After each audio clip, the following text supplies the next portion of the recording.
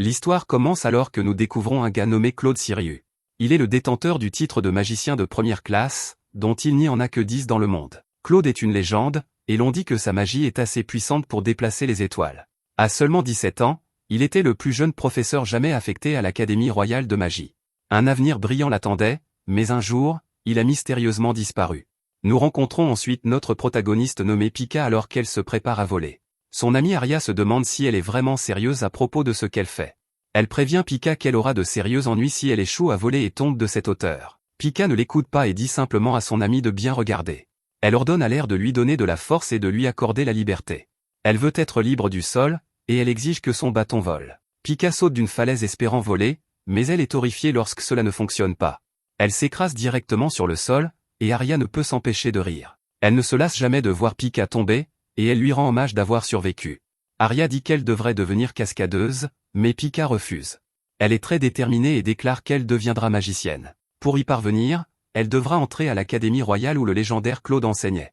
Elle jure d'y étudier pour devenir une magicienne de première classe comme Claude. Aria doute fortement que ce soit possible car Pika ne peut même pas utiliser un seul sort. Pika n'est pas dérangée car elle s'entraîne encore. Elle fait un entraînement de vol tous les jours et n'abandonne jamais.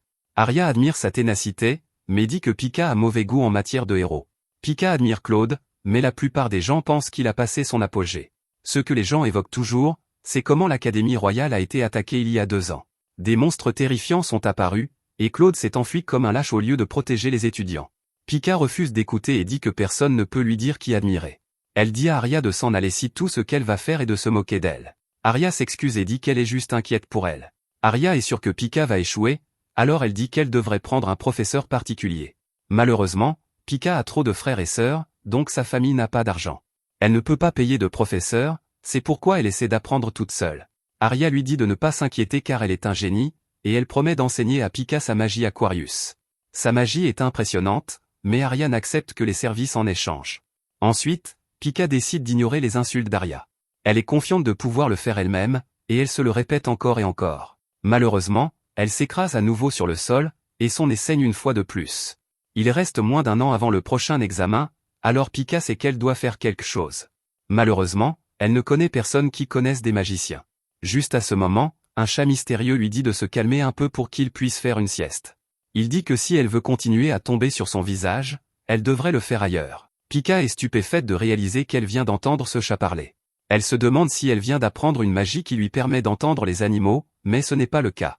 Le chat est également surpris car les humains ne peuvent pas l'entendre. La curiosité de Pikaka se transforme rapidement en terreur, et elle se demande si ce chat est une sorte de monstre. Le chat utilise une magie appelée Sagittaire, et il l'envoie voler dans les airs. La douleur qu'elle ressent en tombant est un avertissement pour qu'elle ne l'appelle plus jamais monstre. Le chat lui révèle qu'il était autrefois un magicien humain. Il a été maudit pour prendre cette forme, mais il peut encore utiliser un peu de magie. C'est tout ce que Pika avait besoin d'entendre, alors elle dit au chat qu'elle veut qu'il lui enseigne. Elle se moque qu'il soit coincé sous cette forme de chat, elle veut juste apprendre la magie. Le chat se demande si elle est folle, alors elle explique qu'elle veut entrer à l'Académie Diana. Le chat pense vraiment qu'elle est folle maintenant parce que cette école est l'académie de magie du plus haut niveau qui existe. Pika le sait déjà, et c'est pourquoi elle a besoin de son aide. Le chat ne voit pas ce qu'il y gagne, alors il rejette l'idée. Pika n'a pas d'argent, mais elle dit qu'elle fera ce qu'elle peut. Le chat a un regard sournois dans les yeux, et Pika se demande quelle terrible chose il prépare. Le chat n'a rien de mal en tête, il a juste besoin d'elle car les autres humains ne peuvent pas le comprendre. Il a un plan mystérieux, mais il ne dit pas à Pika ce que c'est. Au lieu de cela, il dit qu'il ne peut pas rester sans rien faire devant quelqu'un qui lutte. Pika ne pourrait pas être plus heureuse, et elle se présente au chat. Le chat ne s'inquiète pas des présentations formelles, et il dit qu'il devrait aller dans la capitale pour s'entraîner. Quand ils arrivent, le chat ne perd pas de temps. Il dit à sa nouvelle élève de lever le bras et de réciter un sort. Il s'appelle « Donne-moi une bière froide », alors Pika le copie exactement. Le plan du chat fonctionne parfaitement quand une serveuse à proximité entend Pika. Le sort était « Donne-moi une bière froide », alors la serveuse dit que cela coûtera 300 pièces d'or. Le chat n'a pas bu de bière depuis très longtemps, alors il en descend quelques-unes. Pika est furieuse en réalisant que le chat l'a trompée. Elle l'étrangle presque à mort, et elle se demande s'il est vraiment sérieux à propos de lui enseigner. Le chat promet qu'il l'est, et qu'il avait juste besoin d'une bière. Pika lui rappelle qu'elle n'a pas d'argent, donc il devra payer.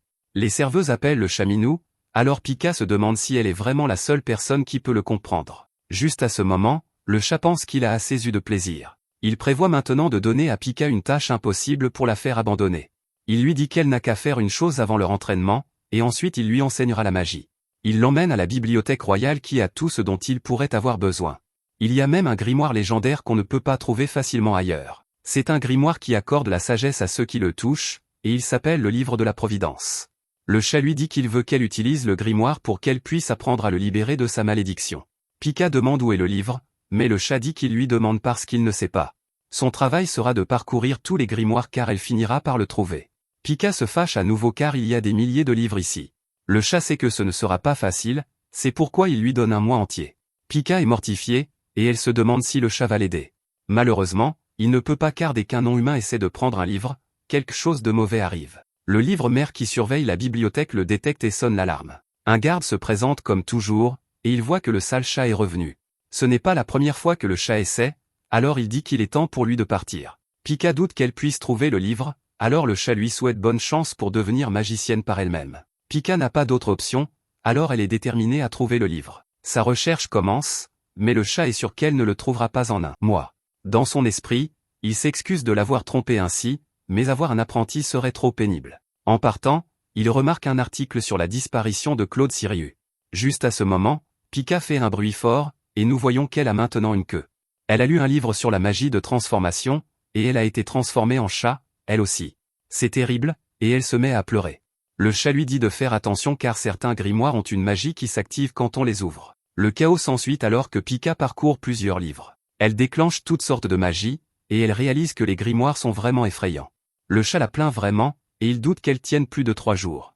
Malheureusement pour lui, il a très tort. Malgré ce que le chat pensait, Pika continue d'aller à la bibliothèque tous les jours. Un jour, le chat se demande ce que fait Pika. Elle explique qu'elle étudie les ruines antiques, et le chat demande pourquoi. Il lui rappelle qu'elle est censée chercher le livre, mais elle dit que cela en fait partie. Le livre de la Providence est un grimoire légendaire, donc il pourrait être écrit dans une langue ancienne. Elle devra être capable de le lire, alors elle étudie. Le chat est vraiment impressionné par elle car elle fait preuve d'une grande perspicacité. Il ne s'attendait pas à ce qu'elle soit si studieuse, et elle dit qu'elle non plus. Elle n'aimait même pas lire avant, mais plus elle lisait, plus elle devenait intéressée.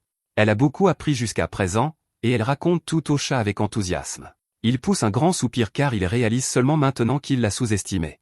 Malheureusement, il n'y a pas de retour en arrière possible, et elle n'a plus de temps. Il lui a donné un mois entier, et il vient de se terminer. Pika le supplie de lui donner un peu plus de temps, mais il dit que cela ne fera pas de différence. Elle continue à plaider sa cause, et dit qu'elle veut vraiment aller à l'Académie Diana.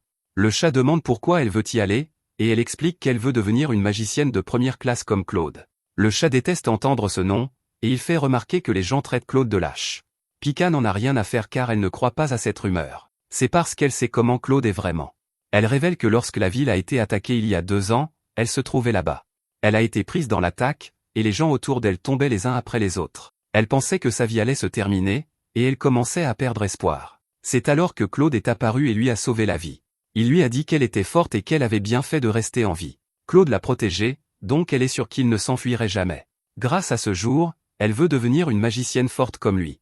Une personne qui peut risquer sa vie pour en protéger d'autres. Le chat ne peut pas comprendre pourquoi elle voudrait cela, et il se demande ce qu'elle retirerait à protéger les autres. Pika est déçu en réalisant que son professeur est une sorte de personne minable. Il dit qu'il devrait s'arrêter là car essayer de continuer est une perte de temps. Pika essaie de l'arrêter, mais il a déjà pris sa décision. Dans son désespoir, Pika arrive à réaliser quelque chose. Le livre-mère au centre de la bibliothèque semble avoir un texte caché sur sa couverture. Le chat est intrigué, et Pika explique que ce sont les runes antiques qu'elle venait d'apprendre. Elle arrive à traduire le texte, et il dit simplement « l'invitateur ». Prononcer ces mots fait s'ouvrir le livre en grand. Cela révèle un mystérieux passage caché, et le chat détermine que le livre de la Providence doit être à l'intérieur. Pika s'y précipite sans hésitation, et elle est émerveillée par la beauté de l'intérieur. Le chat détermine que quelqu'un a dû utiliser la magie pour créer cet espace extradimensionnel. Ils doivent y stocker des livres interdits et des grimoires de qualité trésor national. Il dit qu'il y a de fortes chances que le livre de la Providence soit ici, et ils entendent une voix terrifiante. La voix dit quel est le livre de la Providence, et il s'avère que c'est une pierre unique. Pika est choqué d'entendre qu'il peut parler, et il connaît même son nom. Elle demande comment c'est possible, alors il explique qu'il est omniscient. Pika ne perd pas de temps, et elle demande si le livre sait comment lever la malédiction du chat. Le livre dit que bien sûr qu'il sait, et que le chat est sous une malédiction karmique. Contrairement à une malédiction de transformation ordinaire, la malédiction karmique transfère la chair à un autre être. Leur corps disparaît, et seule leur âme reste. C'est une mauvaise nouvelle, alors Pika demande comment ils peuvent récupérer son corps. Le livre révèle qu'il n'y a qu'un seul moyen, Pika doit utiliser la magie de renaissance qu'elle possède. Pika est à nouveau choquée car elle ne sait pas de quoi il parle. Le livre demande si elle a jamais remarqué que ses blessures guérissent très rapidement. Pika repense à toutes les fois où elle s'est blessée, et elle réalise qu'il a raison. Il explique que son corps guérit rapidement à cause de la magie, et elle n'a tout simplement pas réalisé qu'elle possède un pouvoir spécial. Pika est ravie d'entendre cela, et le chat n'en croit pas ses yeux. C'est son opportunité d'être enfin libre de sa malédiction. Pika a hâte de ressembler davantage à Claude, alors elle demande comment utiliser la magie. Le livre révèle qu'elle doit injecter sa magie dans le chat. Pika ne sait pas comment faire, alors le livre explique qu'elle doit l'embrasser. Elle est horrifiée car elle n'a jamais embrassé personne. Pika devient très timide et dit qu'elle ne peut pas embrasser quelqu'un qui n'est pas son petit ami sur les lèvres. Juste à ce moment, le livre fait remarquer qu'il n'a rien dit à propos de l'embrasser sur les lèvres. Cela déstabilise vraiment Pika, et elle se demande ce qu'il peut bien vouloir dire. Les choses prennent alors un tour très sombre quand il révèle qu'elle doit l'embrasser sur les fesses. Le chat dit qu'ils vont laisser tomber cette solution, mais le livre continue d'expliquer. Faire ainsi garantit que la magie est absorbée rapidement. Nos héros ne sont certainement pas d'accord avec cette méthode, et Pika dit qu'il doit y avoir un autre moyen. Juste à ce moment, un garde apparaît, et Pika essaie de s'excuser pour l'intrusion. Le garde s'effondre de façon surprenante, et il dit à nos héros de courir. Ils doivent se dépêcher car la bibliothèque est attaquée. Nous apercevons le coupable, et nous voyons qu'il est terrifiant. Juste à ce moment, une bête féroce sort du portail. Le chat explique que c'est un ortu, et c'est l'une des bêtes mystiques que les sectateurs utilisent. Les sectateurs auraient été supprimés par l'armée après leur attaque, alors le chat suppose qu'il doit rester un groupe de traînards. C'est vraiment mauvais car il est clair qu'ils cherchent les livres interdits. Nos héros courent pour sauver leur vie, et le chat dit qu'ils n'ont qu'à survivre. L'armée est probablement en route depuis la capitale royale, donc ils devraient continuer à courir. Cela s'avère plus facile à dire qu'à faire car ils doivent esquiver les puissantes attaques de la créature. Il devient clair qu'ils ne pourront pas la semer, alors le chat a une idée. Il dit à Pika de rester derrière et d'affronter la bête, et il lui laissera tout. Pika devient furieuse car elle fait remarquer que son plan est censé être l'inverse. Il dit qu'il ne peut rien faire car il n'est qu'un petit chat faible. Les deux se disputent pour savoir qui est le plus faible, alors le chat a une autre idée. S'il redevient humain, son pouvoir augmentera de plusieurs ordres de grandeur. La seule façon de s'en sortir est que Pika lève sa malédiction. Elle est horrifiée par cette réalité, mais il fait remarquer que leurs vies sont sur le point de se terminer. Ils n'ont plus de temps, mais Pika dit qu'elle préférerait perdre la vie. Le chat renverse vraiment la situation en déterminant que c'est là la véritable étendue de sa détermination. Tous ses discours sur le fait de tout faire pour atteindre son objectif n'ont finalement été que des paroles en l'air. Pika ne peut pas laisser sa détermination être mise en doute, alors elle se lance après le chat. Malheureusement, le monstre la trouve et déchaîne un pouvoir terrifiant. Pika ne peut que rester figée en réalisant qu'elle ne va pas survivre. C'est son dernier moment sur Terre, et elle regrette d'avoir dit qu'elle préférerait que sa vie se termine. L'attaque est sur le point de la consumer, mais un homme mystérieux sort de nulle part pour la bloquer. C'est en fait le chat, qui est revenu, et il utilise un sort de tourbillon. Cela leur donne un peu de temps, et Pika n'en croit pas ses yeux. L'attaque terrifiante est écrasante, alors il dit à Pika de s'enfuir. Elle ne veut pas qu'il se sacrifie, mais c'est exactement ce qu'il prévoit de faire. Il utilise la magie pour la pousser en sécurité, et il dit au revoir à son apprenti. Pika est couverte de larmes en réalisant qu'il n'y avait aucun moyen qu'elle puisse jamais protéger les gens. Au final, elle est toujours sauvée comme d'habitude. Avant de sombrer davantage, Pika se rappelle sa promesse de devenir une magicienne forte. Elle retrouve sa confiance et se précipite dans les flammes. Elle y trouve le chat inconscient et le prend dans ses bras. Elle sait qu'elle est inexpérimentée et qu'il n'y a aucun moyen qu'elle puisse vaincre cette bête. Cependant, cela ne l'empêchera pas de faire ce qu'elle peut. Pika embrasse le chat, et il se retransforme en humain. Son immense pouvoir lui revient, et il se demande qui est ce roquet qui aboie. Il disperse facilement toute l'attaque, et il fait remarquer qu'il n'a pas été dans son corps humain depuis 2 ans. Pika est stupéfaite en réalisant que le chat était Claude tout ce temps. Claude passe maintenant à l'offensive avec l'attaque de grande magie. Il crée le cryobo et utilise l'attaque appelée Icing Arrow. Claude tire la flèche sur la bête, et elle la recouvre complètement de glace. La glace se brise en centaines de morceaux, et le monstre est vaincu. La personne derrière l'attaque ne veut clairement rien avoir à faire avec ça, alors elle part. Claude ne détecte plus aucun pouvoir magique, alors il détermine que les sectateurs ne sont plus là. Pika est en état de choc complet, et elle n'arrive pas à croire que son professeur était Claude. Claude pensait qu'elle aurait compris avant, mais elle n'avait jamais imaginé qu'il serait un tel idiot. Claude lui dit de ne pas être déçu par une version idéalisée de lui-même car il est juste qui il est. Pika dit qu'il n'est pas gentil du tout, mais elle ne peut s'empêcher de penser à quel point il était héroïque. Il a arrêté le monstre, et il l'a sauvé comme il l'avait fait à l'époque. Claude ne fait qu'aggraver sa réputation en disant qu'il n'a plus besoin d'elle maintenant qu'il a retrouvé son corps. Leur accord est terminé, mais Pika fait remarquer qu'il doit encore lui enseigner la magie. Malheureusement pour lui, il se retransforme en Tchat pour une raison quelconque. Pika renverse la situation cette fois en se rappelant qu'il a dit qu'il n'avait plus besoin d'elle. Leur accord est terminé, alors elle le laisse derrière elle sous forme de Tchat. Cette fois, il la supplie de s'arrêter, et il dit qu'ils étaient liés par le destin. Il commence à se crier dessus, et Claude blâme le livre de la Providence. Ils ont fait ce qu'il leur a dit de faire, mais il n'a rien dit à propos de sa retransformation en Tchat. Le livre explique simplement que Pika n'est pas d'un niveau assez élevé. La seule façon que la malédiction soit complètement annulée est qu'il soit au même niveau. Claude réalise que cela signifie qu'il devra entraîner Pika pour qu'elle devienne une magicienne de première classe comme lui. Pika n'y croit pas, et Claude dit que leurs intérêts sont alignés. Pika se souvient comment Aria l'a rabaissée, et elle commence à se demander si elle peut vraiment devenir une magicienne de première classe. Claude est maintenant de son côté, et il dit qu'il va juste devoir faire d'elle une magicienne de première classe. À partir de maintenant, il veut qu'elle l'appelle professeur. Il va parler au directeur de l'école pour pouvoir récupérer son poste. Il déclare qu'il va vraiment devenir le professeur de Pika, alors elle ferait mieux d'être prête pour les 3 prochaines années. C'est tout ce que Pika a toujours voulu, alors elle se demande si c'est une sorte de rêve. Une nuit, Pika fait un rêve à propos de Claude. Il dit qu'il a besoin de son aide, et il veut qu'elle lui embrasse les fesses. Elle se réveille de ce terrible cauchemar, et Claude lui crie de se réveiller enfin. L'entraînement magique de Pika commence, et Claude se demande si elle sait ce qui est le plus important dans la magie. Pika croit que c'est la volonté de rêver, mais cette réponse est terriblement fausse. La vraie réponse est l'affinité magique d'une personne. C'est simplement le type de magie avec lequel vous êtes né. La raison pour laquelle c'est si important, c'est qu'il est difficile d'acquérir une magie qui n'est pas du type auquel vous êtes attribué. Par exemple, si Pika n'a pas l'affinité pour la magie de vol, alors elle n'a aucun espoir de jamais quitter le sol. C'est pourquoi elle n'a pas pu voler, alors Claude explique que la magie de vol est attribuée au Sagittaire et au Bélier. Pika dit qu'elle est vierge, alors elle se demande quelle attribution magique elle a. Claude lui dit de se calmer et explique que votre type est déterminé par les 12 constellations du zodiaque. La Vierge est associée à Déméter, la déesse de la fertilité. Cela est lié à la magie des plantes, donc Pika peut créer de la végétation partout et n'importe où. Pika adore ça, et elle se demande si c'est pour cela qu'elle peut utiliser la magie de renaissance. Claude dit non, car c'est un type de magie spéciale, et une telle magie existe pour n'importe quel attribut. Pika est excitée en imaginant qu'elle peut l'améliorer en la pratiquant beaucoup. Claude lui dit de ne pas s'inquiéter de cela pour l'instant et d'oublier ça.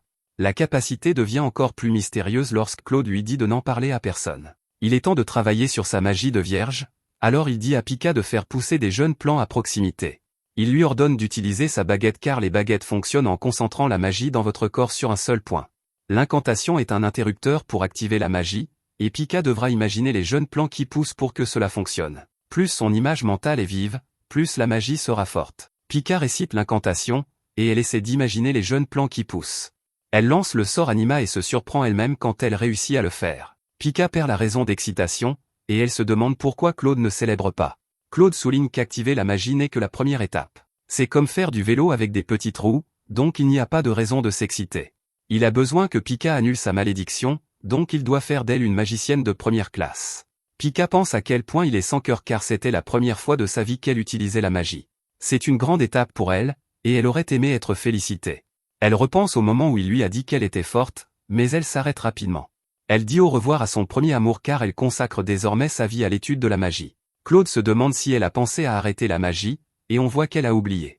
La magie devient incontrôlable, et elle emmène Pika dans les airs. Après une journée d'entraînement, Claude réalise qu'il a sous-estimé Pika.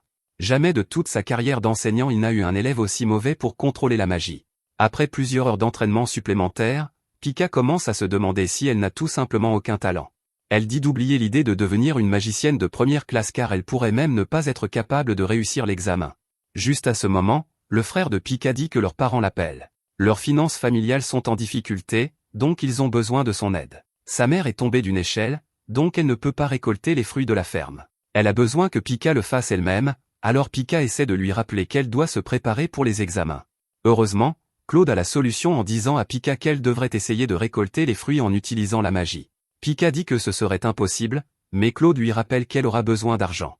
Elle ne pourra pas payer les frais d'inscription si elle n'a aucun revenu. Claude annonce que pendant 6 mois, jusqu'à l'examen, Pika utilisera sa magie pour faire tout le travail de la ferme. Elle ne fera aucun autre type d'entraînement, alors Pika se demande si cela va vraiment l'aider. Claude explique que la réponse ne dépend que d'elle. Pika est prête à essayer, mais elle ne veut pas être blâmée si quelque chose tourne mal. Elle utilise Anima à nouveau, et cette fois l'arbre pousse si vite que cela ressemble à une attaque. C'était trop agressif, mais Pika pouvait dire que c'était mieux qu'avant. Elle se demande pourquoi, alors Claude explique ce qui s'est passé. Il lui rappelle que la force de la magie est affectée par la qualité de votre imagination. Pika aide à la ferme depuis qu'elle est petite, donc il lui est facile d'imaginer chaque petit détail. Elle peut facilement imaginer la hauteur des arbres, comment les branches poussent, et même la sensation du fruit dans sa main. Claude dit qu'il aidera en mangeant tous les fruits qu'elle gâchera. Pika n'est pas impressionnée, et elle se demande si c'est ce qu'il recherchait depuis le début. La vie de Pika en tant que fermière commence par la récolte d'oranges en hiver. Celles qu'il cultive sont une variété sucrée et sans pépins très agréable. Quand le printemps arrive, il est temps pour elle de commencer la taille. Elle doit couper les branches superflues pour améliorer l'exposition au soleil et la circulation de l'air. Cette saison, au lieu d'utiliser des ciseaux, Pika utilise la magie pour changer la longueur des branches. D'autres choses qu'elle doit faire incluent gérer les oiseaux et les insectes. Les choses deviennent aussi assez dures quand elle doit faire face à très mauvais temps. Pika est épuisée chaque jour, mais plus d'efforts sont fournis, plus les oranges deviennent délicieuses. Après 6 mois d'entraînement, Pika arrive enfin au jour précédent l'examen. Pika est maintenant une véritable bête quand elle utilise son sort Anima, et elle fait preuve d'un contrôle magistral. Elle peut même commander aux branches de couper des oranges d'autres branches. Pika a réussi à atteindre son objectif, et elle a terminé la récolte. Sa mère dit qu'elle est maintenant une fermière professionnelle, et Pika jure de cultiver les meilleures oranges du monde. Elle s'arrête cependant, car elle se souvient que son vrai but est de devenir magicienne. Elle n'a fait que de l'agriculture ces 6 derniers mois, alors elle se demande si elle va vraiment y arriver. Elle ne sait utiliser qu'un seul type de magie, et elle demande à Claude si cela suffira pour la faire entrer. Claude n'en a aucune idée car les examens d'entrée de Diana sont différents à chaque fois.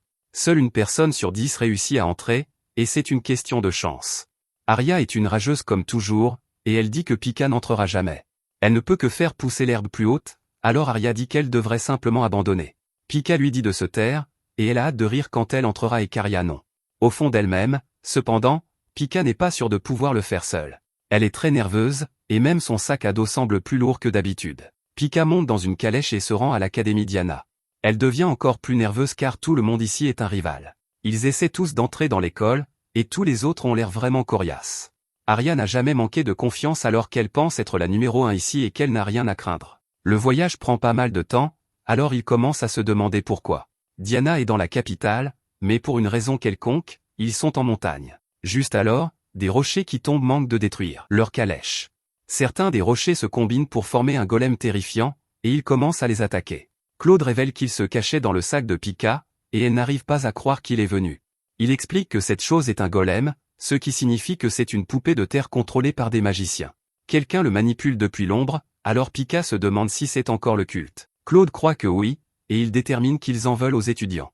Aria n'a pas une once de peur en elle alors qu'elle affronte la bête géante. Elle lui dit qu'elles ont un examen à passer, donc ils devraient lire la pièce et disparaître. Elle utilise sa magie de verso pour créer un hydrocanon. C'est un sort incroyablement puissant, et il écrase le golem en centaines de morceaux. Pika est émerveillée, et Claude explique que le verso est capable de donner forme à l'eau et de canaliser ses capacités. C'est très polyvalent, mais cela demande une puissance et une connaissance magiques immenses. Cependant, Claude révèle que cela a ses faiblesses. Tout le monde est choqué alors que le golem se reconstruit, et Pika dit que cette chose est indestructible. Claude rappelle alors à Pika qu'elle a lu sur les golems à la bibliothèque. Elle se souvient qu'ils ont toujours un noyau qui fait office de cœur. Pika réussit à le trouver et remarque que c'est la pierre qui porte une inscription. D'après ce qu'elle a lu, le magicien donne vie au golem en inscrivant le mot Behemoth sur le noyau. En effaçant la première lettre, cela détruira le golem. Pika dit qu'elle doit parler de ça à Aria, mais Claude se demande pourquoi. Elle ne ferait que lui confier toute la responsabilité, et il rappelle à Pika qu'elle s'est entraînée pendant les 6 derniers mois. Elle a travaillé très dur, c'est pourquoi ce sera elle qui vaincra le golem elle-même. Pika ne croit pas pouvoir le faire, alors Claude lui dit de regarder comment son amie se bat toute seule. Il rappelle à Pika qu'elle veut devenir magicienne, et il l'encourage à se souvenir pourquoi. Pika est à nouveau inspirée alors qu'elle se souvient de son but. Elle utilise Anima sans hésitation, et ses branches sauvent Aria. Aria n'arrive pas à croire que c'était vraiment la magie de Pika, mais Pika n'a pas fini. Pika réalise que Claude avait raison sur le fait qu'elle avait juste peur. Ses jambes tremblent comme jamais, mais elle dit quand même à Aria qu'elle connaît la faiblesse du golem. Elle veut aider, alors elle demande si elle peut se joindre au combat. Aria fait remarquer à quel point Pika a peur, alors elle se demande pourquoi elle se force à faire ça. Pika admet qu'elle a tellement peur que son cœur est sur le point d'exploser. Cependant, elle veut devenir une magicienne capable de protéger les gens autour d'elle. Aria accepte de se battre ensemble, alors elle demande quel est le plan. Pika explique qu'il y a une inscription sur le noyau du golem, et qu'elles doivent juste effacer la première lettre. Elle dit à Arya de le briser à nouveau pour qu'elle puisse l'effacer, mais Arya a une mauvaise nouvelle. Il ne lui reste pas assez de puissance magique pour lancer quoi que ce soit de gros. Toutes les deux sont repoussées, alors le golem cible les autres étudiants. La situation devient très mauvaise alors que la bête utilise un énorme rocher pour bloquer leur sortie. Un garçon implore de l'aide, alors Pika dit qu'elle va arrêter le golem. Elle jette un tas de graines par terre et utilise Anima pour les faire pousser. Pika parvient à maintenir le golem en place, et Arya ne peut que se demander quel genre de magie c'est.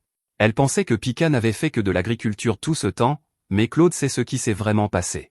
En travaillant ce vaste verger toute seule chaque jour, Pika a développé son endurance et son contrôle de la magie. Elle s'est également concentrée sur un seul type de magie, ce qui lui a permis de la maîtriser en peu de temps. Claude traite Pika d'idiote car elle ne connaît même pas ses propres capacités. Arya n'arrive pas à croire que Pika soit si sérieuse maintenant, et elle déteste ça. Pika est censée être la maladroite clownesque qui n'est pas récompensée pour ses efforts. Pika est alors choquée quand le golem se brise lui-même pour se libérer. Elle réalise rapidement, cependant, que c'est exactement ce qu'elle voulait. Son noyau est exposé, alors Pika utilise Anima à nouveau pour créer une attaque géante. Il ne lui reste plus beaucoup de magie, donc elle doit faire quelque chose tout de suite. Le golem voit ce qu'elle fait, alors il lui lance un tas de rochers. Pika doit utiliser toute sa concentration pour se protéger, donc elle est trop clouée au sol pour riposter. Elle envisage de tenir jusqu'à ce que le golem n'ait plus de rochers, mais son Anima va s'épuiser en premier. Les choses deviennent assez mauvaises, et elle ne survivra pas si cela continue. Heureusement, Arya intervient pour aider à protéger son amie. Elle ne veut pas que Pika gagne toute seule, mais plus important encore, elle prépare le terrain pour elle. Arya dit à Pika qu'elle ferait mieux de gagner maintenant, sinon elle sera contrariée. Pika se prépare car elle devra terminer ce combat dans la fraction de seconde où la barrière d'eau tombera. Elle chronomètre parfaitement en enroulant ses vignes ensemble et en les tirant en arrière comme un fouet. Elle les lance vers l'avant et coupe la lettre E du noyau du golem. Le golem s'effondre en morceaux, et tout le monde célèbre leur victoire. Arya se demande quand Pika est devenue si forte, mais Pika dit que c'était grâce à son soutien. Quant à elle, elle dit qu'elle a simplement eu de la chance. Juste alors, une voix déclare qu'on ne peut pas vaincre un golem avec seulement de la chance. Ce gars connaît le nom de Pika, alors elle exige de savoir qui il est. Il est clair que c'est lui qui contrôlait le golem, alors elle suppose que c'est un méchant. Claude explique que ce gars est le vice-principal, et il se présente comme Justice Libra. Il révèle que ceci conclut l'examen surprise. Les autres étudiants sont furieux, et ils disent que s'ils avaient su que c'était un test, ils auraient rejoint le combat. Justice explique que c'était justement le but de l'examen surprise. Il rappelle à tous que la magie peut être bonne ou mauvaise selon qui la manie. À l'Académie Diana, il valorise la qualité de ceux qui ont une âme saine. Il a pris la liberté d'observer leurs aptitudes sans préavis car il voulait voir comment ils réagiraient face à de véritables menaces. Fuiraient-ils pour sauver leur vie? Feraient-ils bon usage de leur magie, ou aideraient-ils les autres? Le plus important, il voulait savoir s'ils feraient face au danger. Il a déterminé que bien qu'Arya puisse être imprudente, elle a aussi été rapide à prendre l'initiative. Quant à Pika, elle manque de variété dans sa magie, mais elle a le courage d'agir pour le bien des autres. En reconnaissance de leur victoire sur le golem, elles sont considérées comme ayant réussi la partie pratique de l'examen. Pika n'arrive pas à croire le chemin parcouru, et elle en reste sans voix. Les autres étudiants ne sont pas choisis, alors Justice espère qu'ils utiliseront cela comme motivation. Quant à Arya et Pika, il dit qu'il les verra à l'Académie Diana. Arya vient de réussir, mais quelque chose la dérange toujours. Elle est très compétitive, alors elle décide qu'elle devra s'entraîner plus dur. Pika, quant à elle, se demande si elle rêve. Comme toujours, Claude la garde les pieds sur terre en lui rappelant que ce n'est que la ligne de départ. Pika déteste qu'il soit toujours une pisse froide, mais elle se souvient que c'est juste qui il est. Elle est surprise, cependant, lorsque Claude la complimente pour être restée ferme et avoir bien combattu. Pika est immédiatement gênée car elle vient d'imaginer Claude dans son esprit. Elle vient de recevoir un tout petit peu d'éloge de la part d'une personne si peu sérieuse, et elle ne comprend pas pourquoi cela l'a rendue si heureuse. Pika se rappelle qu'elle n'aurait pas pu aller aussi loin sans son aide. Elle est très reconnaissante, et elle pense que Claude pourrait en fait être une personne extraordinaire. À l'Académie Diana, on remet un message urgent à la directrice. Claude a disparu depuis un certain temps, mais ils viennent de recevoir un message de lui. La directrice est heureuse car cela signifie que son serment d'apprenti est toujours vivant. Plus tard, nous apprenons l'existence de l'arbre-monde du chapeau de sorcière. C'est l'un des points chauds touristiques du royaume d'Aradia, et il est âgé de 1000 ans, mesurant 900 mètres de haut. Au-delà du tunnel qui le traverse se trouve l'Académie royale de magie Diana. Elle a été fondée par la sorcière fondatrice, Céline, il y a 1000 ans, et compte aujourd'hui plus de 600 étudiants. Pika arrive à l'école, et elle est complètement émerveillée. Elle n'arrive pas à croire qu'elle est vraiment à Diana, Et tout dans cet endroit est magnifique. Tout le monde ici est si élégant et distingué, et c'est logique car cette école est incroyablement prestigieuse. Pika remarque alors à quel point les uniformes sont mignons, et elle réalise qu'elle porte le même. Claude lui dit de se calmer car son excitation la fait paraître stupide. Claude lui rappelle qu'elle doit l'appeler professeur Claude, et que personne ne doit savoir quel est son apprenti. Pika est d'accord, et elle se demande si c'est aussi un secret qu'il se transforme en un mignon petit chaton.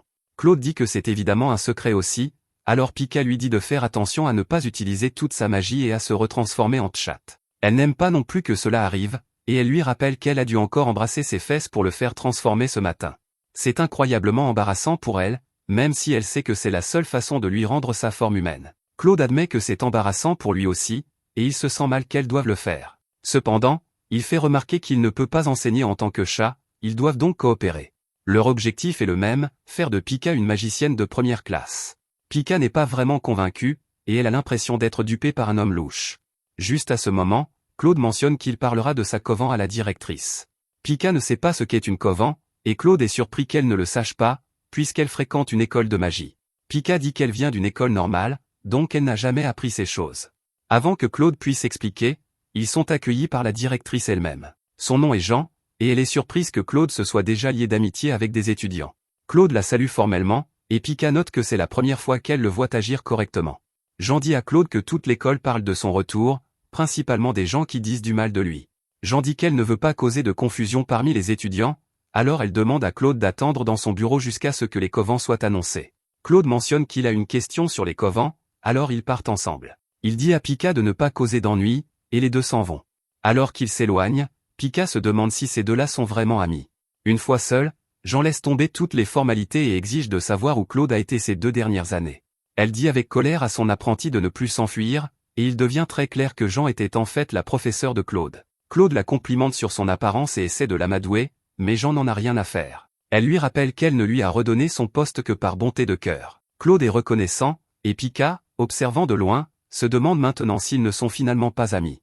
Pika réalise qu'elle ne sait toujours pas ce qu'est une coven, alors elle se demande quoi faire. Juste à ce moment, elle entend une voix crier à l'aide et découvre une fille qui s'est mystérieusement retrouvée coincée dans un mur. La fille explique qu'elle a glissé et est tombée, et qu'elle a fini ici. Pika est complètement déconcertée car elle ne savait même pas que cela était possible. Elle essaie d'aider en tirant sur les bras de la fille, mais elle ne sort pas. Pika finit par réussir à la sauver, et la fille est très reconnaissante. Elle appelle Pika sa sauveuse, et Pika ne peut s'empêcher de remarquer que cette fille est absolument magnifique. La fille se présente sous le nom de Lo, et Pika se présente à son tour. Lo révèle qu'elle est aussi une étudiante de première année, ce qui surprend Pika car elle semble beaucoup plus âgée. Elles s'entendent immédiatement, et Lo espère qu'elles se retrouveront dans la même coven. Cela donne à Pika l'occasion parfaite de découvrir ce qu'est réellement une coven. Elle admet qu'elle vient d'une école normale, donc elle n'en a aucune idée. Lo explique qu'une coven est essentiellement une classe à Diana.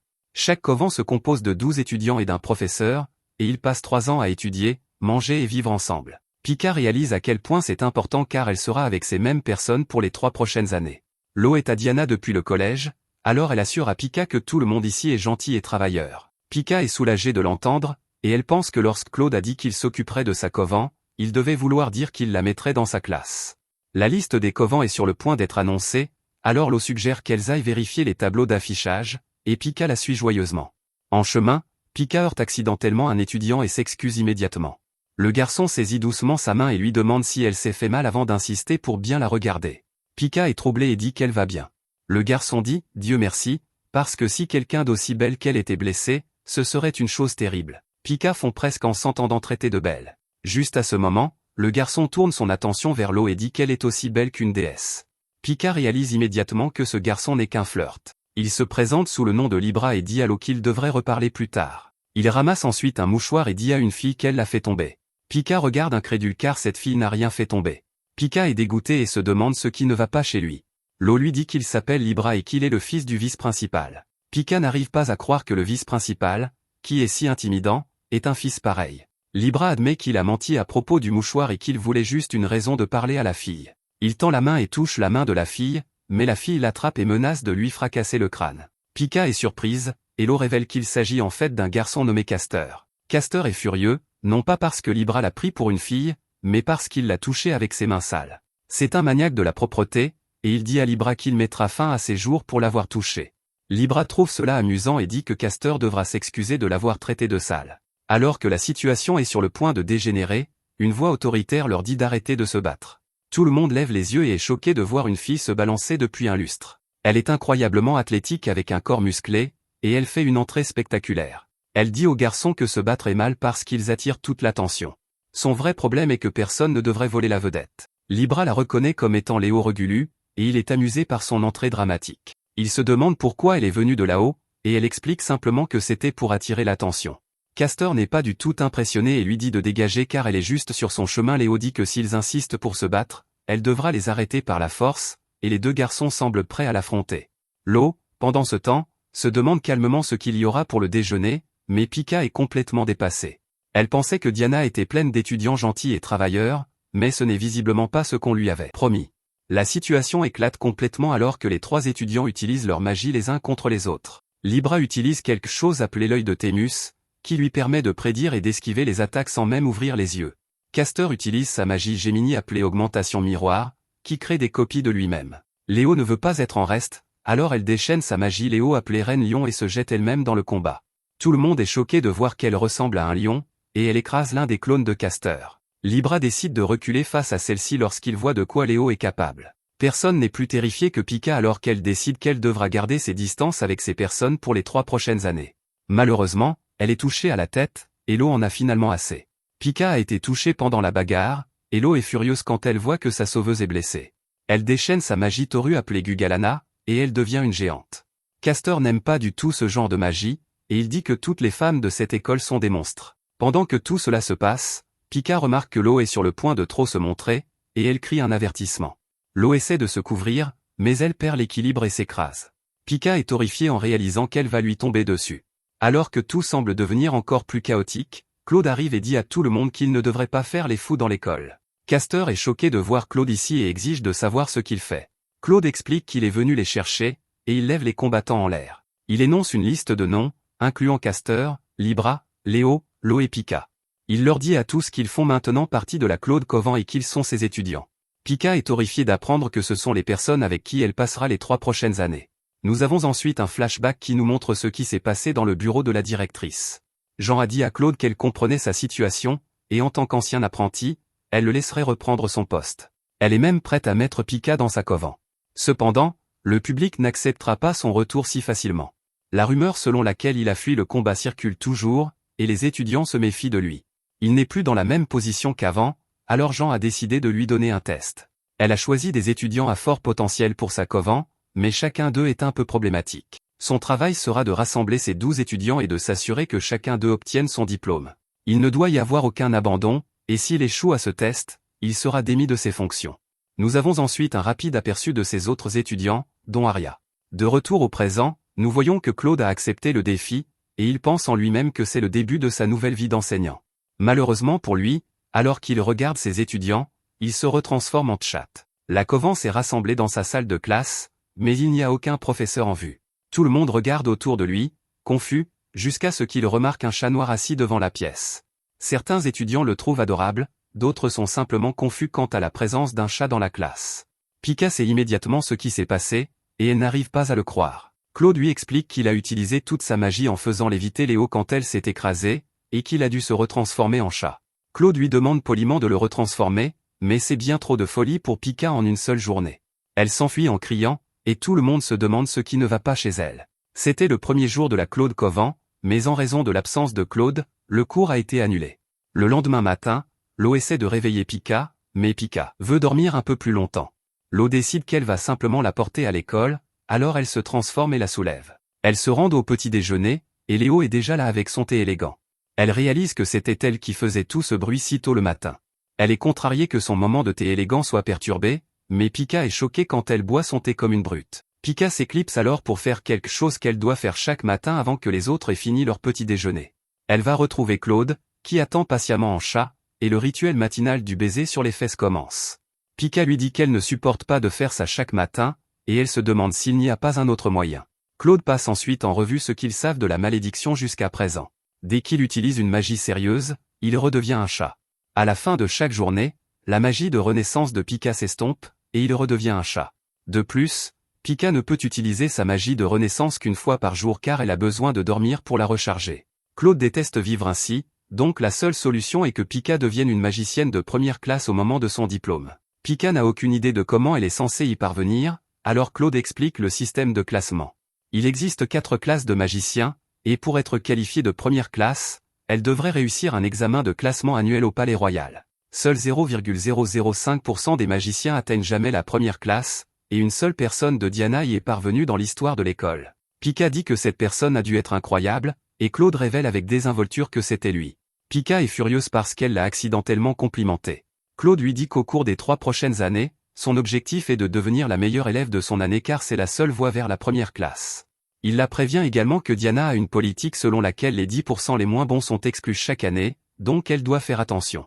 Pika accepte de faire de son mieux, alors ils se dirigent ensemble vers l'école. Pika est sûre que l'exclusion ne lui arrivera jamais, et elle est prête à commencer sa nouvelle vie scolaire. La mère de la résidence aperçoit Claude et Pika quittant une chambre ensemble, et elle saute immédiatement à la pire des conclusions, marmonnant sur les scandales entre professeurs et élèves. Les cours commencent, et Pika réalise rapidement qu'elle est complètement dépassée. Dans les cours généraux qui mélangent les étudiants d'autres covents, un professeur nommé Battle parcourt le matériel à une vitesse incroyable. Pika n'arrive pas du tout à suivre, et elle remarque que la fille à côté d'elle dort profondément.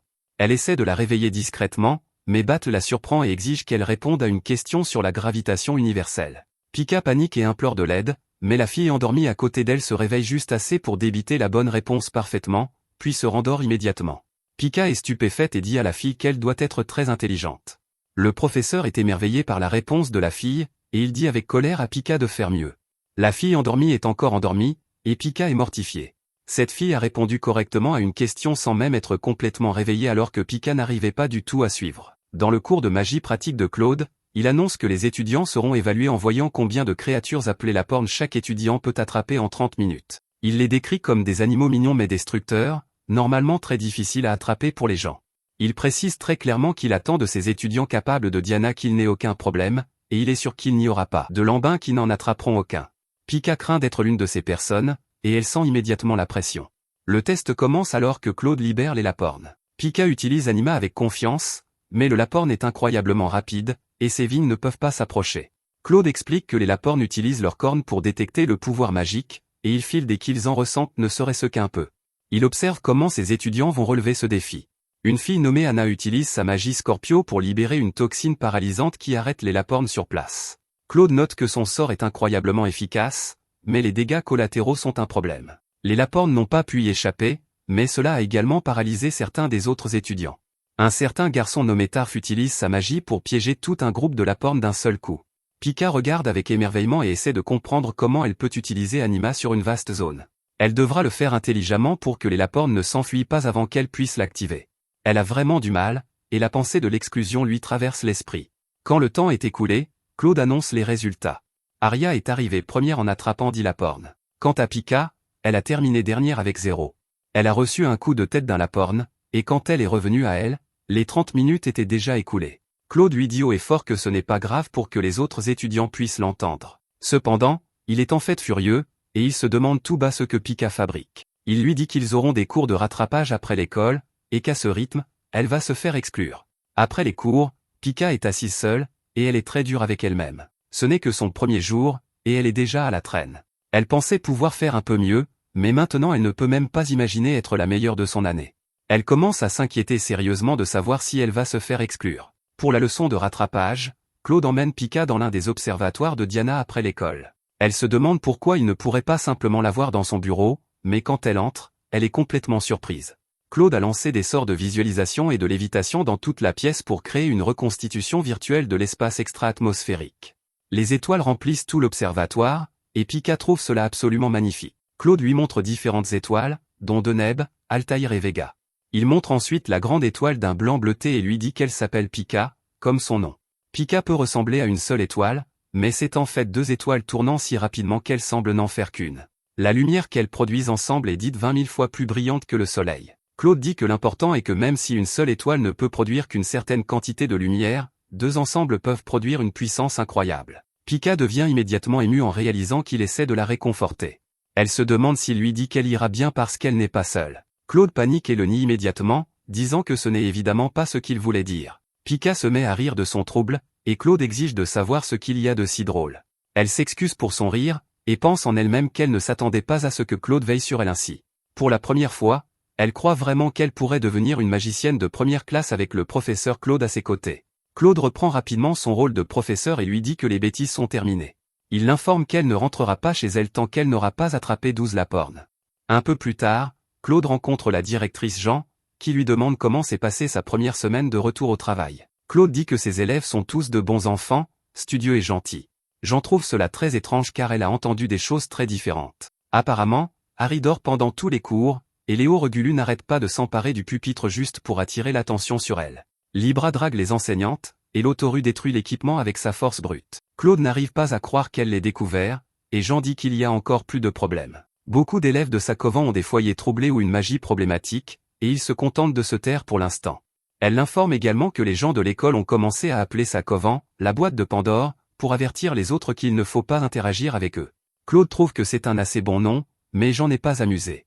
Elle lui dit que le plus gros problème actuellement, c'est Castor Gemini. Jean explique que Castor était auparavant dans la division Collège Diana. C'est un enfant à problème qui cherche rapidement la bagarre et provoque de graves altercations physiques avec les autres élèves. Jean révèle que, pour une raison quelconque, Castor ne manque que les cours de Claude. Claude essaie de dire quelque chose sur la valeur de l'initiative individuelle, mais Jean l'interrompt. Elle lui rappelle que si Castor continue ainsi, il échouera et sera expulsé de l'école. Elle demande ensuite à Claude s'il a oublié la condition de sa réintégration, lui faisant bien comprendre que son poste est en jeu. Plus tard, Pika est choqué d'apprendre que Claude sera renvoyé si un seul de ses élèves échoue. Claude n'a pas le choix, il doit donc traîner Castor à son cours de l'après-midi quoi qu'il arrive. Pika fait remarquer que Castor est plutôt terrifiant, alors elle se demande pourquoi il refuse même de se montrer. Claude repense à leur première rencontre, et se souvient que Castor était vraiment en colère après l'avoir vu. Claude a remarqué que Castor est bizarrement rebelle depuis leur toute première rencontre. Il ne voit vraiment aucune raison pour laquelle Castor le détesterait, mais Pika en voit plusieurs. Elle dit que Claude est brutal, de mauvaise humeur, et qu'il n'y a vraiment aucune raison pour qu'on l'aime. Claude est surpris d'apprendre qu'il est si détestable, et il décide qu'il doit juste faire comprendre à Castor qu'il est en fait un gentil professeur. Juste à ce moment, Lo arrive, et Claude lui demande si elle sait où se trouve Castor. Lo écoute attentivement et dit qu'elle entend des bagarres au loin, donc il est probablement par là. Pika est abasourdie car elle n'arrive pas à croire que c'est ainsi qu'on retrouve ce garçon. Ils suivent les bruits et trouvent Castor, plus intimidant que jamais, debout au-dessus de quelqu'un qu'il vient de battre. Castor se demande ce que tout le monde regarde, et Pika a peur de lui. Claude vérifie l'état du type assommé et exige de savoir pourquoi Castor a fait ça. Castor dit que le gars a fait quelque chose d'inapproprié, alors il s'est vengé. Claude décide de fermer les yeux puisque l'autre avait aussi tort, mais il avertit Castor qu'il va se faire expulser s'il continue à se battre. Castor est vraiment en colère, alors il lui dit d'aller l'expulser. Claude passe en mode « gentil garçon » et dit qu'il n'expulsera pas Castor parce qu'il est son élève. Il déclare qu'il est du côté de Castor quoi qu'il arrive. Il demande à Castor de venir en cours cet après-midi et lui promet que cela en vaudra la peine. Castor accepte étonnamment, et Claude est soulagé. Cependant, Castor précise qu'il ne viendra en cours que si Claude démissionne. Claude force un rire en disant que Castor est drôle, mais Pika voit qu'il est sur le point de craquer. Pika décide qu'elle doit faire quelque chose, mais Lo la devance. Lo s'avance et dit directement à Castor qu'il doit venir en cours. Castor lui dit de reculer car elle est trop près et qu'il déteste qu'on le touche. Lo refuse et dit qu'elle le traînera elle-même en cours s'il le faut. Castor lui dit qu'elle est agaçante, mais Lo lui rappelle qu'il était si gentil avant. Castor dit que c'était dans un passé lointain, et déclare qu'il n'ira jamais en cours. Malgré tout cela, Castor finit par se présenter plus tard dans la journée. Claude annonce que le cours d'aujourd'hui consistera à monter la montagne pour récolter une herbe appelée mandragore. Castor est visiblement très en colère, et Lo le remercie d'être venu. Il réplique sèchement que c'est seulement parce qu'elle n'arrêtait pas d'en parler. Avant de partir, Claude rappelle à tous de ne pas prendre de décisions imprudentes ni de pénétrer dans la zone interdite. Pika, Lo et Castor se retrouvent dans le même groupe, et Lo essaie d'amener Castor à aider à chercher l'herbe. Il est réticent, alors Lo le motive en soulevant l'arbre contre lequel il est adossé. Pendant qu'il cherche, Pika a du mal avec toute la terre qui salit son uniforme. Castor lui donne un chiffon et lui dit que la terre laissera une tache si elle ne la nettoie pas. Pika est prise au dépourvu et se demande si Castor n'est finalement pas si effrayant que ça. Il peut être plutôt attentionné, et il a même des goûts mignons. Cela lui vaut immédiatement un regard mortel de sa part, et elle se rétracte rapidement. Claude vérifie leur groupe, et il essaie clairement de son mieux d'être chaleureux et accessible. Il dit à Castor qu'il est content qu'il soit venu en cours et lui propose son aide pour quoi que ce soit. Pika est amusée car elle voit à quel point il essaie d'être gentil. Malheureusement, Castor n'est pas dupe. Il dit à Claude d'arrêter son numéro car il le voit clairement.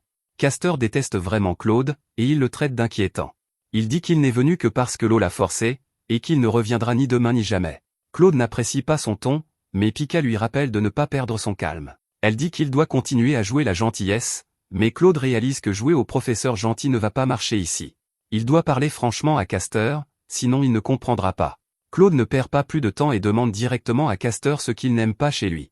Castor est surpris que Claude ne se souvienne pas de ce qui s'est passé, mais il en déduit que ce n'était probablement pas important pour lui. Claude exige de savoir de quoi il parle, alors Castor lui rappelle qu'il a fui. Le jour de l'attaque des sectateurs, Claude a abandonné les élèves et n'est jamais revenu. Avant que Claude ne puisse répondre, Lo repère avec excitation ce qui ressemble à l'herbe mandragore et se précipite pour l'attraper. Elle perd pied et est sur le point de tomber dans le ruisseau. Castor réagit immédiatement et lui crie d'attraper sa main. Il tend la main pour l'aider, mais Lo utilise sa magie de taureau pour éviter de tomber. Elle va bien, mais Castor finit par tomber à l'eau. Tout le monde se précipite pour l'aider, mais il est trop tard. Le courant est trop fort, et il est emporté. Castor dit que c'est vraiment mauvais car quelque chose qu'il veut éviter est sur le point d'arriver. Les autres le retrouvent finalement en aval, et ils sont choqués de découvrir que Castor a complètement changé. Castor s'est transformé en fille, et Claude se souvient d'elle. Pika se demande si les Gémeaux ont la capacité de se transformer ainsi, mais Claude reste sans voix. Au lieu d'être grincheuse et hostile comme garçon, Castor est maintenant une fille joyeuse et décontractée. Pika est choquée par ce changement radical et se demande si c'est vraiment Castor. Lo explique que son nom est en réalité Polex. Polex explique qu'elle et Castor sont en fait des jumeaux qui partagent un seul corps. Quand Polex est touché par un garçon, la personnalité de Castor apparaît. Cependant, quand Castor est touché par une femme, c'est la personnalité de Polex qui apparaît. Lo a touché Castor avant qu'il ne soit emporté, c'est pourquoi Polex est là. Pika se demande si c'est un truc de Gémeaux, mais Polex dit que cette magie particulière leur est unique. Elle propose de montrer à Pika la véritable magie des Gémeaux et utilise l'augmentation miroir. Ce sort scanner l'uniforme de Pika et donne à Polex une copie parfaite. Pika est émerveillé, et Polex explique que sa magie de lumière peut scanner et copier des choses. Claude dit à tout le monde de retourner à la cueillette des herbes maintenant qu'ils savent que les Gémeaux sont sains et saufs. Bien sûr, il demande aussi à Polex d'aider à trouver des herbes. Polex stupéfait alors tout le monde en sortant un clone d'elle-même qui a déjà la plante de mandragore. Claude est choqué car c'est celle qu'il avait dans sa poche, et il se demande comment Polex l'a obtenue. Polex révèle qu'elle l'a en fait trompé. Elle dit que sa magie est plutôt amusante car elle peut courber la lumière et même devenir invisible. Ce qu'elle a fait cette fois, c'est créer une copie d'elle-même au moment où tout le monde a détourné le regard pendant qu'elle se changeait. Elle a ensuite utilisé sa magie de lumière tout en prétendant copier l'uniforme, et a fait voler le pot d'herbe dans la robe de Claude par la copie.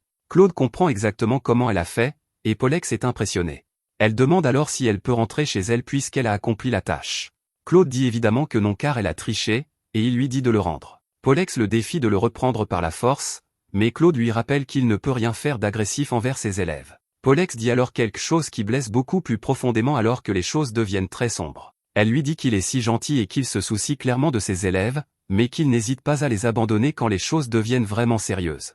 Elle se demande pourquoi quelqu'un comme ça enseigne encore. Claude réalise qu'elle le méprise pour ce qui s'est passé ce jour-là, tout comme Castor. Pika est confuse car elle entend pour la deuxième fois parler de Claude abandonnant des élèves. Elle n'y a jamais cru avant, mais la rumeur qu'Aria a mentionnée sur le fait qu'il était un lâche lors de l'attaque des sectateurs commence à sembler très réelle. Lo intervient et demande calmement à Polex de rendre l'herbe à Claude. Elle dit qu'elle veut en chercher une avec elle, et Pika veut aider.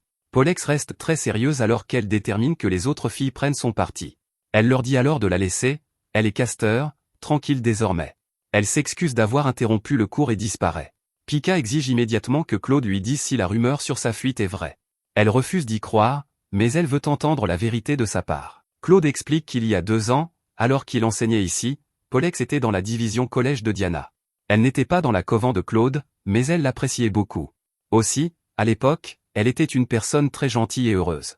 Cependant, Claude admet que le jour de l'attaque, il l'a laissée, elle et les autres élèves, alors qu'ils imploraient de l'aide. Pika ne peut que se demander pourquoi il a fait ça, et Claude dit qu'il est désolé, mais qu'il ne peut pas encore le lui dire. Bien sûr, elle veut savoir pourquoi il ne peut pas le lui dire, mais il dit simplement que c'est sa croix à porter. Une fois le problème réglé, il lui dira tout ce qu'elle veut savoir. Il dit ensuite aux filles de rester là pendant qu'il va chercher Polex. Avant de partir, il dit que la zone interdite se trouve plus loin, et il les avertit de ne pas s'y aventurer. Pika reste à digérer que la rumeur est vraie, et elle est vraiment bouleversée. Juste à ce moment, Lo aperçoit une ombre au loin, et on dirait que quelqu'un est pendu à un arbre. Pika regarde de plus près et détermine que quelque chose ne va pas. Même si Claude leur a dit de ne pas entrer dans la zone interdite, elles ne peuvent pas regarder quelqu'un se faire mal sans rien faire. Elles désobéissent à l'ordre et courent pour sauver la personne. Malheureusement, dès qu'elles s'approchent, elles sont soudainement incapables de bouger. Quelque chose de collant les maintient en place, et elles réalisent que la personne n'était qu'une poupée de bois. Juste à ce moment, Pollex apparaît et leur demande ce qu'elles font. Pika dit qu'elles sont venues la chercher. Pollex révèle que la figure pendue était en fait un leurre placé par un monstre qu'il utilise pour attirer les gens. Pollex sent le danger, alors elle dit à tout le monde qu'elle doit fuir. Avant qu'elle ne puisse s'échapper, une créature insecte géante se révèle. Pika est complètement dégoûté, et l'insecte attaque Pollex. Pika dit à Pollex de courir chercher Claude, mais Pollex se demande ce qui va leur arriver. Pika déclare qu'elles retiendront le monstre jusqu'à l'arrivée de Claude. Pollex est surprise que Pika puisse rester assez calme pour penser clairement alors qu'elle avait peur de Castor il y a un instant. Juste alors, Pika dit à Pollex de faire attention car l'insecte attaque. Pollex utilise immédiatement sa magie de Gémeaux et détruit complètement l'insecte. Elle déclare qu'il est inutile d'appeler leur professeur faible. Elle leur dit de ne pas s'inquiéter car elle protégera tout le monde. Pollex libère les filles, et Pika dit qu'elle est incroyable. Elle n'arrive pas à croire que Pollex ait leur âge, et Pollex leur dit de continuer les compliments. Pika se demande si Castor peut utiliser la même magie, mais Pollex dit que son frère est nul en magie. Pika trouve que la magie de changement de corps est plutôt cool et semble très amusante. Pollex est d'accord et dit que beaucoup de gens trouvent ça bizarre, mais elle l'aime bien. Elle et Castor sont ensemble dans ce corps depuis leur naissance, donc c'est juste normal pour eux. Juste à ce moment, Lo se demande où elle se trouve car il fait très sombre. Les autres filles sont terrifiées de voir qu'elle est coincée à l'intérieur de la bouche d'un monstre. Les choses deviennent alors vraiment mauvaises car plusieurs autres insectes apparaissent. Non loin, nous voyons que Claude combat également les insectes. Il voit de la magie utilisée au loin et se demande si elle vient de Pollex. Claude ne peut pas se permettre d'être retransformé en Tchat pour le moment, donc il ne peut pas utiliser de grands sorts. Il doit faire quelque chose, cependant, car il est clair que quelqu'un est en difficulté. De retour avec les filles, elles utilisent toute leur magie ensemble et commencent à riposter. Elles éliminent tout un tas de monstres, mais la vague d'insectes continue d'arriver. Pika se demande ce qu'elle doit faire car, à ce rythme, leurs vies vont s'arrêter. Lo est forcée de se retransformer en sa forme plus petite, alors elle admet que sa transformation a utilisé trop d'énergie et qu'elle peut à peine bouger. Pollex voit qu'elle est en difficulté, alors elle essaie de l'aider, mais elle se fait capturer. Heureusement, ce n'était qu'un clone, et la vraie Pollex élimine un autre insecte. Un regard dans le passé montre ce qui s'est passé après que Claude a laissé tous les élèves. Ils étaient tous terrifiés, et Pollex a fait une promesse à Castor. À partir de ce jour, elle a promis de protéger tout le monde et de devenir plus forte. Pollex démontre une partie de cette puissance et élimine plus d'insectes. À l'intérieur de leur corps partagé, Castor sent que Pollex est en danger et lui crie de battre en retraite car elle n'a presque plus de puissance magique. Pollex lui dit de se taire car elle est occupée. Castor est furieux et lui dit qu'elle exagère. Pollex refuse de battre en retraite parce qu'elle ne veut laisser personne derrière. Elle doit protéger tout le monde, et elle se battra avec toute la magie qu'elle possède. Malheureusement, elle se pousse trop fort et manque complètement de magie. Un insecte s'apprête à mettre fin à ses jours, mais Claude arrive juste à temps pour la sauver. Il s'excuse d'être en retard, et Pollex n'arrive pas à croire qu'il est là. Elle se demande ce qu'il fait car il est censé être un lâche. Claude la couvre simplement et dit qu'il la protégera cette fois. Pika se demande ce que sont ces insectes, alors Claude explique que ces créatures s'appellent des forêts ambulantes. Elles se déguisent en arbres et attaquent les humains en utilisant des leurres et de la bave. Elles attaquent parfois les villages en grand nombre, et elles posent un sérieux problème. Pika est terrifiée alors que plus d'insectes apparaissent, et Claude explique que les cris des insectes déjà vaincus en ont attiré encore plus. Claude dit aux filles qu'elles ont tenu extrêmement bien et de lui laisser le reste. Il regarde tous les insectes et déclare qu'il n'en laissera pas un seul s'échapper. Il utilise alors sa plus grande magie de Sagittaire appelée l'Anémabo. L'attaque est absolument magnifique, et même Pollex ne peut s'empêcher de dire que c'est beau. Elle est enchantée et se souvient de cette magie. Le jour où elle est entrée à Diana, Claude l'a utilisée, et elle a été enchantée dès qu'elle l'a vue. C'était la magie qu'elle adorait par-dessus tout, et elle appartenait à Claude. Après que Claude a éliminé chacun des insectes, il dit qu'il va vérifier s'il y en a d'autres. Il dit à tout le monde de ne pas oser s'éloigner cette fois, et nous voyons ce qui se passe réellement. Il chuchote à Pika qu'il est sur le point de se retransformer en Tchat, et qu'elle doit prendre la relève. Avant qu'il ne disparaisse, cependant, il se tourne vers Pollex et fait quelque chose qu'il avait besoin de faire depuis très longtemps. Il s'excuse auprès de Pollex et de Castor de les avoir abandonnés ce jour-là. Il reconnaît qu'il est vrai qu'il les a laissés dans une situation terrifiante, et il ne fera aucune excuse pour lui-même. Les filles sont stupéfaites car il est visiblement rempli de remords. Il leur demande de lui donner une autre chance et promet de faire tout ce qu'il faut pour protéger ses élèves cette fois. Il dit alors au revoir et s'enfuit avant que quiconque ne le voie se transformer en chat. Ces paroles ont clairement un effet sur Pollex alors qu'elle se demande ce qui ne va pas chez ce type. Claude est redevenu un chat, et il est content que personne ne l'ait vu se transformer. Pika dit à Pollex que Claude avait probablement ses raisons pour ce qui s'est passé, même s'il ne peut pas encore les expliquer. Pollex se demande pourquoi il ne peut pas les expliquer, mais Pika ne sait pas. Ce qu'elle sait, c'est que Claude l'a sauvé aujourd'hui. Il s'est précipité ici si vite que sa robe était complètement déchirée à cause de sa vitesse. C'est pourquoi Pika dit qu'elle va essayer de lui faire confiance pour l'instant. Pollex apprécie qu'il les ait aidés cette fois, mais elle n'arrive pas à surmonter le fait d'avoir été abandonnée si facilement ce jour-là. Cependant, elle a beaucoup de questions auxquelles elle a besoin de réponses. Claude a un pouvoir incroyable, alors elle se demande ce qui l'a fait fuir ce jour-là. Elle déclare qu'elle veut découvrir par elle-même quel genre de personne il est vraiment. C'est pourquoi, à partir de ce jour, elle commencera à se présenter au cours de Claude. Tout le monde est content de l'entendre, mais Pika est choquée quand elle se demande ce qui se passe avec le chat. Claude est vraiment content que ce soit réglé, mais autre chose le tracasse. Il ne devrait pas y avoir d'insectes magiques par ici, même dans la zone interdite. Non loin, un gars est contrarié parce que Claude a éliminé tous leurs insectes éclaireurs. Il n'arrive pas à croire que Claude soit vraiment de retour, et il se demande s'il devrait mettre fin à ses jours. Leur chef dit non car Claude n'est pas leur cible. Il rappelle à tous que la personne qu'ils recherchent vraiment est la fille qui peut utiliser la magie de renaissance, nommée Pika. Merci d'avoir regardé mon récapitulatif. N'oubliez pas d'aimer la vidéo.